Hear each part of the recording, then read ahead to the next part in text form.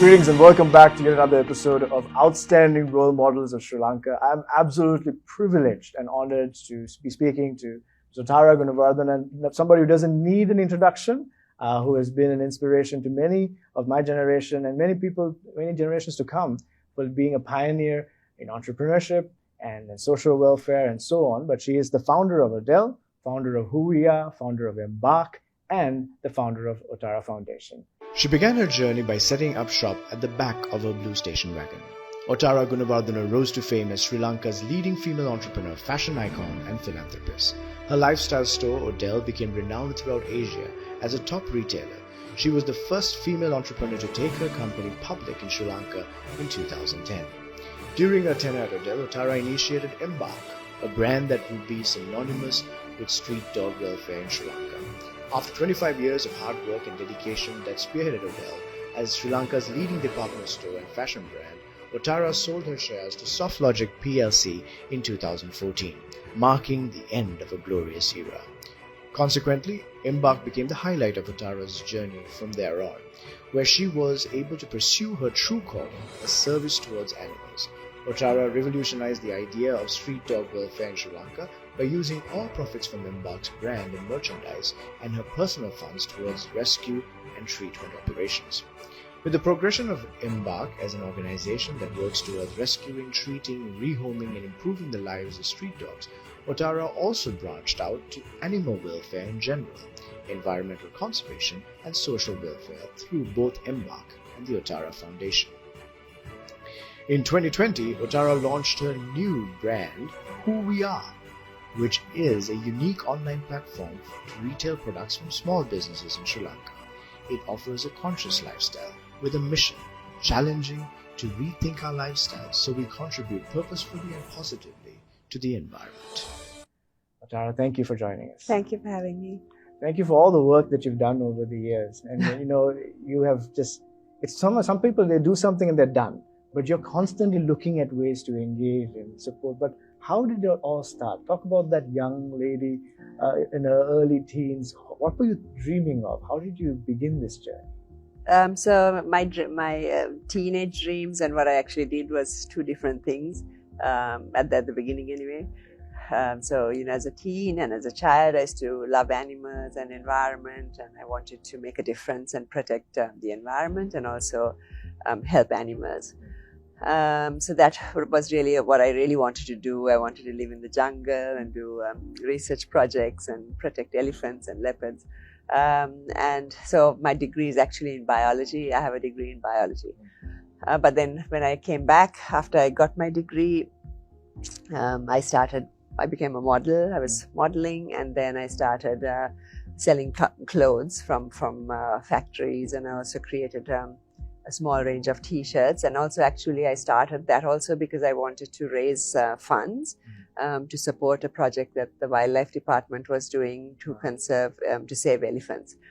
So that was really why I printed t-shirts and sold them, because I wanted to raise the funds and give it to them, which I did at that time. And then that's how the whole retail part really began. And then I think, I don't know, I mean, it's a repeated story, but then I had a old station wagon, and I used to put the stocks in that and sell to my friends and other models, at the fashion shows. And so that was the very early days. And then I realized that I liked to do it, and there was a lot of interest in the products I was selling. People really liked to buy the items. And so I wanted to do more of it, and I really enjoyed it. And then it was my father who created the name Adele because of Otara, and my second name is Del.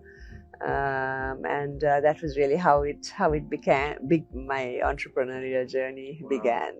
That's incredible. And a lot of people see like the victories and the big brand and all that, and they think they want that.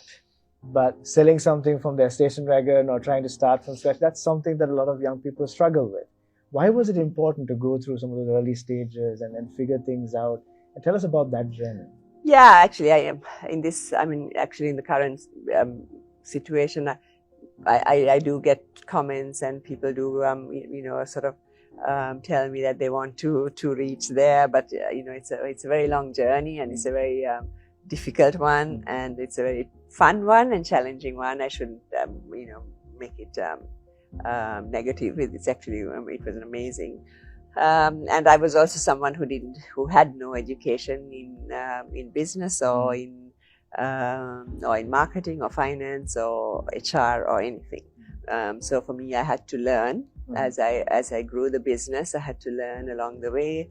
And I mean, to me, actually, not having that education was actually a benefit, because I did a lot of things my way, and it was very different to whatever was out there.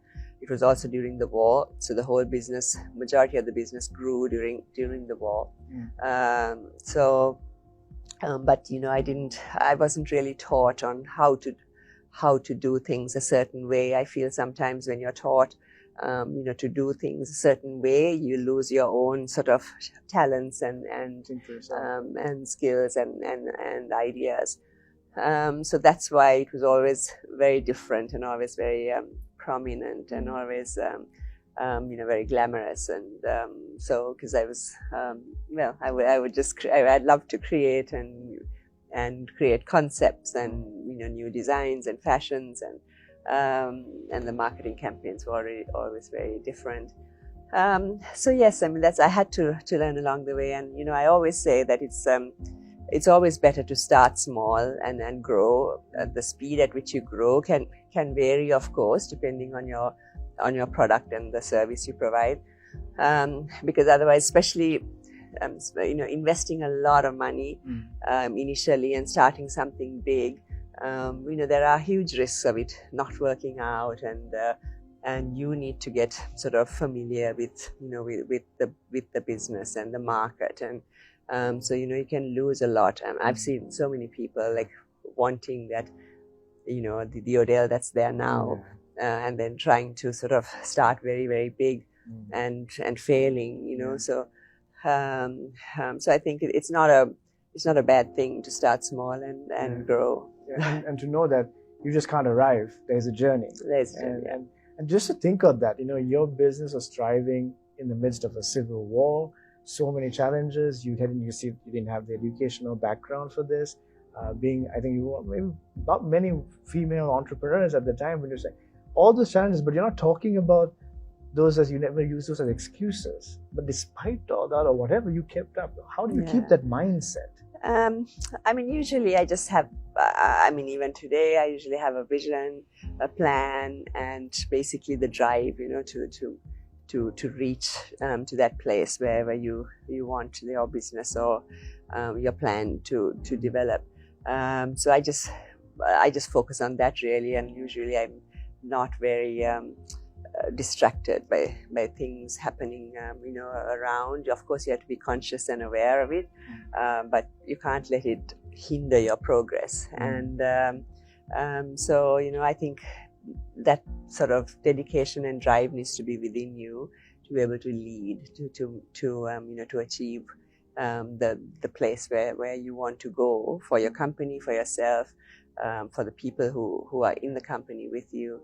And for whatever sort of plan that you have to achieve with your brand or with your company. So I think that should be the focus. Yeah, that's amazing. So the focus helps you overcome the challenges. Yeah. And makes it enjoyable despite the challenges. So talking about, a lot of great leaders are moved by compassion. And that's kind of a hallmark with you. In a country where we're struggling with our own issues, there's poverty, and people think, well, we don't have time to think about the welfare of our animals, the welfare of the, but you pioneered that, especially taking care of pets, and you always, when people didn't talk about it, you started talking. Now people talk about it. But at that time, it wasn't, you felt, how did you let your compassion or speak out and awaken the conscience of a country that we have to take care of all living beings in this country? So, I believe that the problems we have and the situation that we are in is because we don't care enough, and we are not, even though we are originally a very compassionate country, somehow along the way something has changed. And I believe we don't, the issues can change drastically for a better if we actually address that situation, because being compassionate towards all beings is really essential to be able to uplift a country and a nation, and to bring great change within people, within animals, and and for the environment. So even when I first started the company, from the very beginning, I would have sort of campaigns to talk about environmental issues, environment awareness, tree planting campaigns, beach cleanups. I even did 2 golf face cleanups. This was in like early 90s. So I always did it it was part of the company's sort of ethos, and part of the company's sort of, it was part of the brand, really. And then, it was eventually that, after several years, I realized I was doing a lot of different things and not really making impact in one area. And that's when I just wanted to pick one area where I could make great change. And that's why I chose the beautiful street dog, because I used to see them being abused and not cared for. So I decided I wanted to make them, to make them visible, to make them, give them a place in society, and to make them fashionable to own.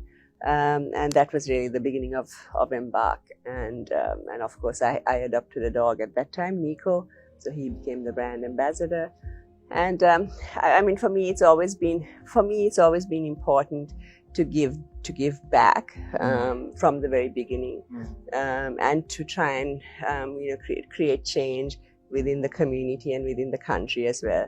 And of course, as my platform got bigger, I was able to do more of it, and that's why after I left as well, I used my voice and my platforms to speak for those who can't speak, the animals, and to make a difference in Sri Lanka, for us to be more compassionate and caring towards animals and the environment. That's absolutely inspiring. And it's one thing for people to do something where there are a lot of people talking about it, but to do it in an era where no one was talking about it, and then create almost like a model for a younger generation. And now it's like an in thing to say, hey, adopt a pet. Don't go. I remember growing up, it was like, what's the breed of the dog? How are you gonna? And now most of my friends say, hey, adopt.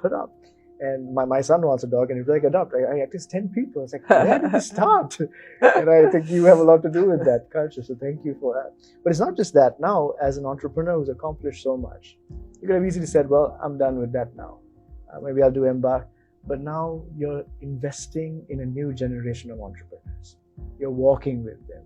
A lot of them just want that opportunity. It's not an issue of talent.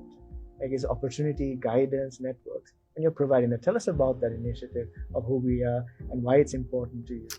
So yes, Who We Are is something I started like about 1.5 years ago, 2 years ago. And actually it was meant to be a big event at Vihara Mahadevi. I was going to have like 300-400 very small entrepreneurs and also individuals who make product, and I was going to have a big event with them selling the items. But then of course the pandemic happened and I had to cancel it.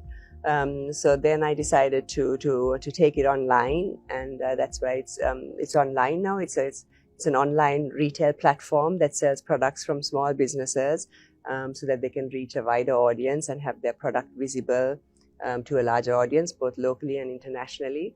So it's whoweare.lk, and we retail their products in Sri Lanka and also internationally. The majority is, it happens to be women. Not to say that there are no men, but it happens to be that way. I didn't make it specifically that way, but it happens to be that way. It seems like most of the entrepreneurs now, very young women are coming forward. So yes, and it's going okay. It's only been just about a year, and of course within that year we've had a lot of lockdowns and a lot of sort of difficulties in getting products and things because of the pandemic.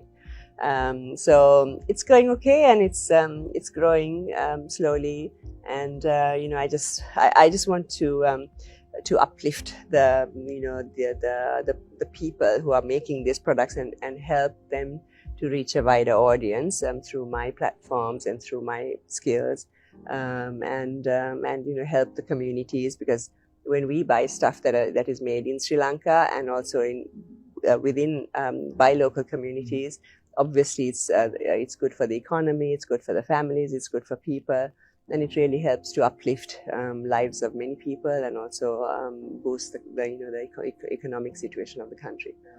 Thank you for doing such work, because so many entrepreneurs are devastated at this time. They're struggling, and to have that platform, have that support, have that mentorship, I think is a life-changing opportunity.